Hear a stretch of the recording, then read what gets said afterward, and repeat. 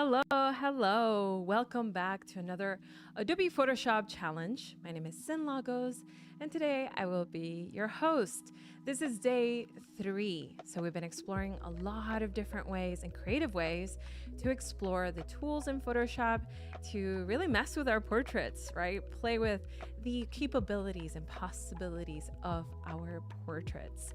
So let's get to know each other and jump on the chat.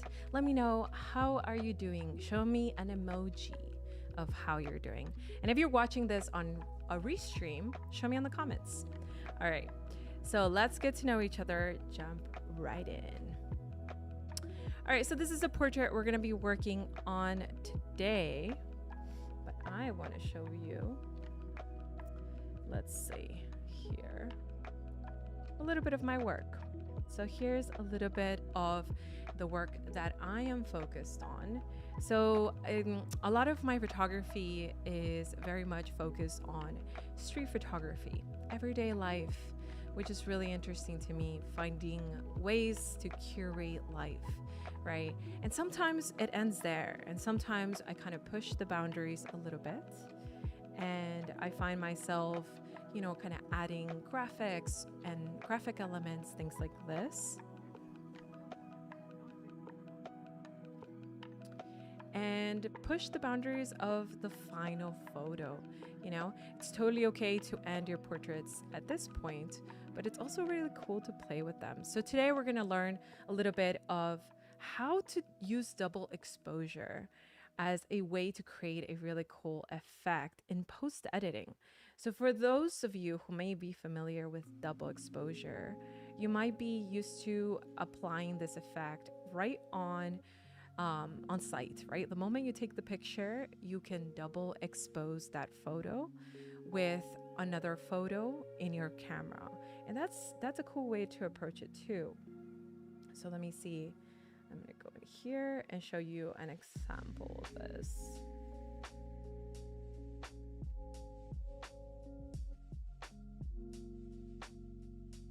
Okay, so let's jump into Photoshop and I'm gonna show you what I mean. So I've created this double exposure. We're gonna walk through how we do this. We're gonna run right through it because it's a lot of really cool stuff. So let me see the chat here.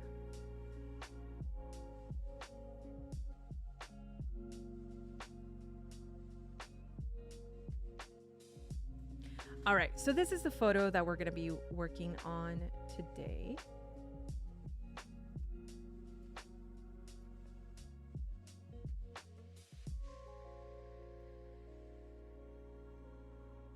And let me know if you see the chat. I'm definitely trying to see mine. Hopefully. All right, I see the YouTube chat. Hey, what's up, Oliver? What's up, Clever? Clever Devlin, love that name. And then Rick, I see you, Rick, here. Beach vibes, totally. So let me know how you're doing with that little emoji. I see hello from Holland. What's up, Renee? That's so cool. All right. So this is the photo we're gonna be working on. And I have a couple surprises for you. We're gonna push the boundaries here. But the goal is ultimately to blend several photos. So typically this is an art form that is taken during your photo. So a photo in film is exposed. So that's where the double exposure comes from. You're exposing the same film twice. And normally you can achieve this effect by combining two subjects. So you can combine a landscape or a cityscape in this case with a portrait. And then we added all these other things. So let's dive right into how we can do this. We're also going to do a quick combination of this and achieve something really cool. So hopefully we get this far. Let me show you what I mean. And we can achieve a cool double exposure animation. So we're gonna try to do something like this. Let's replay that.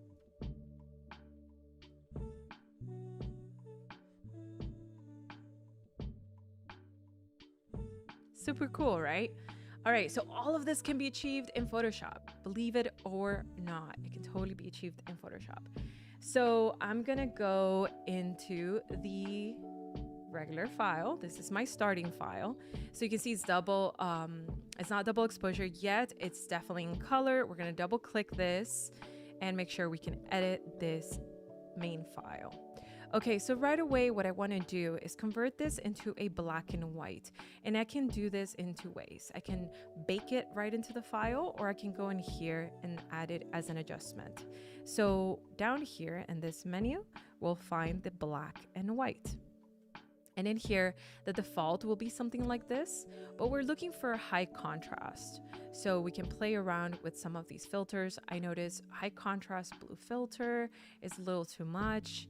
And same with high contrast red filter. So green filter was pretty good. And of course you can make a little adjustments there just to push it. We still want to see the profile edge right here. And we want to see a little bit of that silhouette. Okay, so that's looking good. Now, next, we want to isolate our portrait. So we can do that by making sure we have our contextual bar activated. You do that by going to Windows. And down here, you'll find contextual bar. If it isn't selected, you'll find it among these. So in here, based on what I have selected, the contextual bar is always modular. It's always moving and it's changing its options just to help you out. So in this case, it kind of recognizes that my next move in my workflow is going to be selecting my subject. So I'm going to do that right here, that quickly, right? So we're going to select our subject. I think it uses the power of AI in this case, so it's a little bit faster. And I'm going to use a mask right here, right at the bottom, to isolate that selection. All right, so we've got our isolated subject. We have her in black and white as well with nice contrast. We're doing good. All right, so let's bring in some of our reference images. So I always love collecting, there's a little prep work that goes into this at first, right? I always love collecting reference images first. Let me see, I'm gonna lower the sound a little bit for me. Let me know if the music to me is sounding good.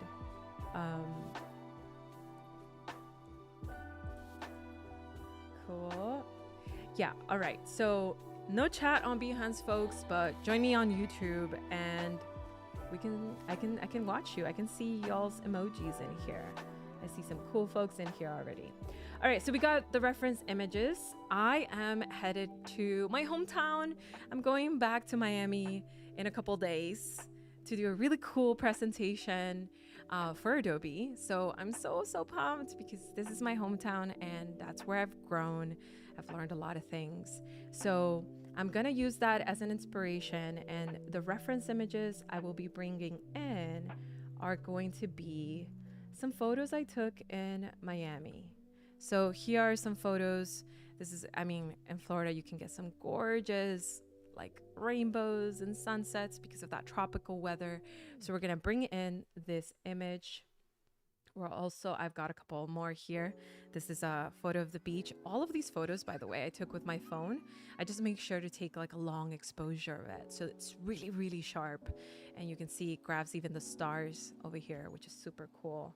We're gonna bring in this cityscape. So you wanna find photo references that are the opposite of your first subject matter. So if your first subject is a person, the second subject could be like a cityscape or nature or something like this.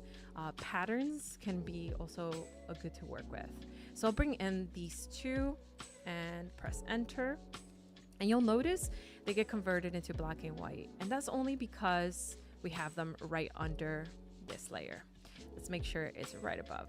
All right, let's make these a little bit bigger to cover our subject, and the same goes with this one, just a tad bit. And in this case, I think I'm gonna rotate this one completely. Come back here. All right, so hey, I'm seeing all the folks here on YouTube. We're hanging out on YouTube, y'all. You know, if you haven't subscribed to our YouTube, you're just a few steps away, so make sure to do that. All right, so let's work with one image at a time. So this is the image I'm working with. There's a couple of ways of doing this. I can just transfer over, for example, this mask that I've got going on here. and I can transfer it over to this one, and boom, right? It's part of it. However, it can make it a little bit harder to brush away some layers. So I'm gonna approach it in a different way. So what I'm gonna do here is I'm gonna press Alt, hold Alt, and you'll see this little arrow pop up. And that is going to make it so it's applicable only to the bottom layer. That's super cool. It's a cool hack because now we can give it its own layer mask and control it from its own layer mask as opposed to a mimicked one. Okay, so I'm gonna hit that brush. Ooh, I've got some cool brushes in here for y'all too. So stick around. We're gonna use this brush right here. It's 11:11 where I am. So let's make a wish. Okay, I got it. I hope you got yours. All right, so let's see. I'm gonna do a little bit of brushing here so we can see her face. And let's move the contextual bar out of the way. Okay, so you might notice that there's a bit of a stark kind of line here. That's the rooftop. We can always unlink this mask and adjust our image positioning. Do you see that? So masks are probably the tool to always have in your reservoir of how you approach anything.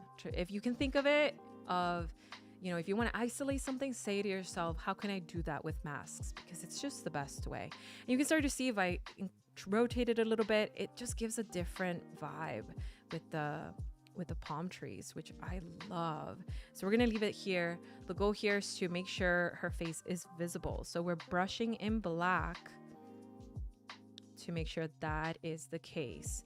Now, still isn't quite blending. So what we could do is go here and select maybe lighten, like linear dodge, lighter color. Some of these are a better fit over others. So you can try out which one works best for your effect. Okay, so what about this image, right? We'll do the same thing, hit Alt. So it's applied only to this area. We're gonna lower it. Let's lower the image. What I want to do is have it be part of kind of like the bottom part, so create even more intriguing, more interest.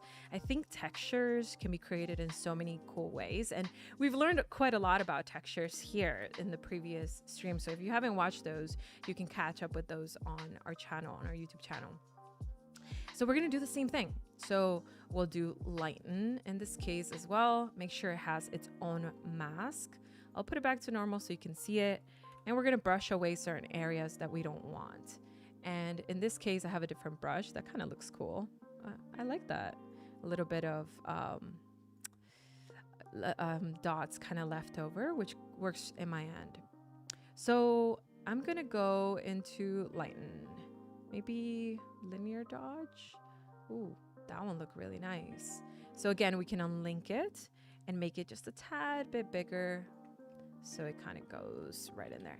Now let's create a background for this image. We're gonna go down here again. So we're going to the same exact places, and we're gonna go explore where it says, gosh, sometimes I don't like reading. I just like my shortcuts. Why do I do that? I don't know. Reading is so boring. Okay, so that's a lie. All right, let me see. Color balance, photo filter, solid color. Okay, I don't use this enough because I kind of approach it differently, but let me show you how I approach it usually. So I create a new layer, and what I'll do is I'll add a color to my backdrop. So something like this. And now that my background color is there, I'll just hit Command Backspace. So that's my usual approach to things. Now, if I don't do that, what I could do is go here, select a solid color, and again, I can select that gray, and boom. Now we can see a few discrepancies here, like this is kind of coming out a little bit. And so what we could do is bring it down, and we can brush over areas that we don't want included in the mask. So let's make sure of that here. I think that belongs to this one, so we gotta attack that one. All right, so let's see. There you go. So those kind of go away a little bit. Same with this. You can do a little bit of retouching here. making sure that goes into that one. Does this one have lighter color and this one has lighten the mode? So you can play with the modes, the blend modes, depends on your photo. All right, cool. So how do we continue adding more intrigue to this? And I feel like this background's a little too blah. So let's add some more stuff. Oh, cool. The Behance chat is on. All right. I see Kevin, Robert. What's up? Idara. So cool. You know, we got some cool minions in the background. They're the best. Let's be real. We can't do any of this without our moderators. So now I'm gonna do some things. I'm gonna add a couple of elements in the surrounding area that complements it, right? So I want to add a couple clouds in here, and I can do that in a couple ways. I think that the best way for me is going to be to use a reference image. So let's see what I've got here.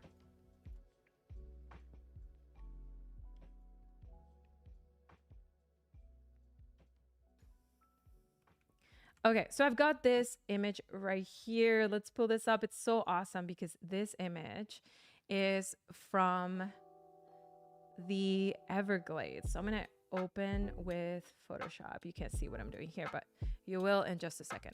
All right, so this is an image.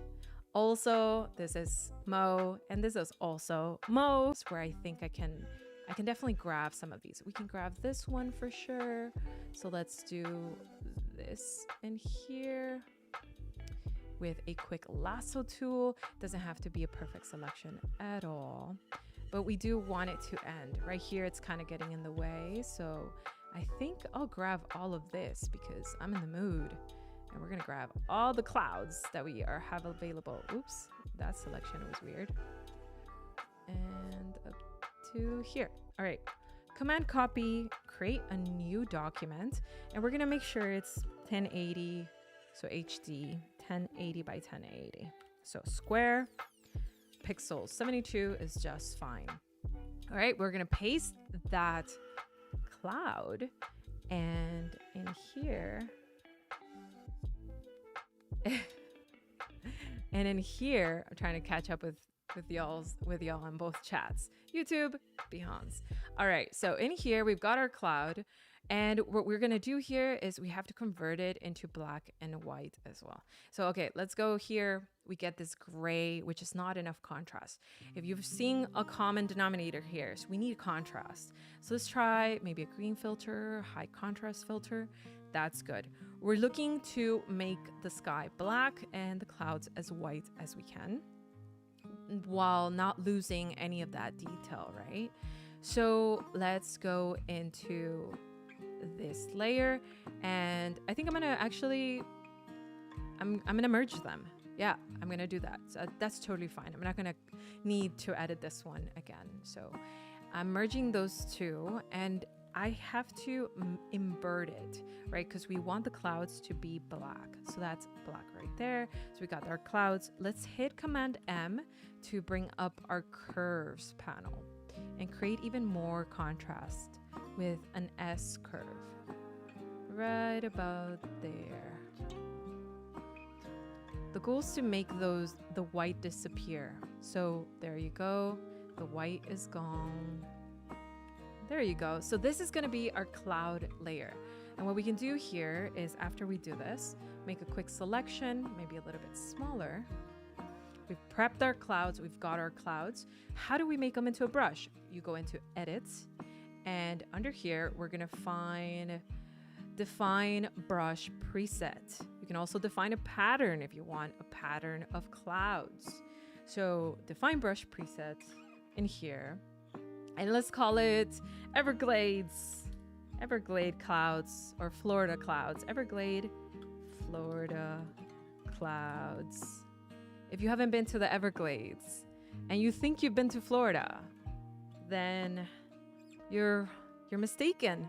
You gotta go see the Everglades. It's such a beautiful place, and it's so abundant, and it's so interesting, so different. It's a different kind of forest to explore.